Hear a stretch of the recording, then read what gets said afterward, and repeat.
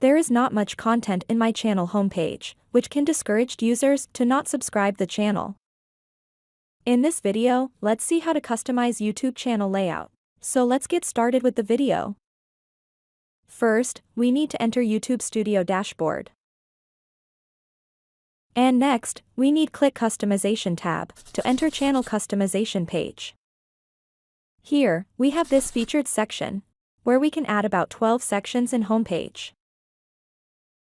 We can add each section one by clicking this Add Section button link. And from the menu, we can select each video section we want to showcase in our channel homepage layout.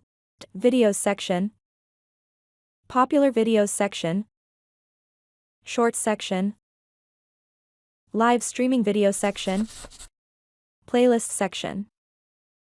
Finally, once we are done with adding the sections, we need to publish and save the changes made in customizing the channel homepage. We can go back to the channel homepage to confirm the layout has been customized so that it looks impressive to YouTube visitors who are visiting my channel. You can add as many sections as you want to customize your channel page.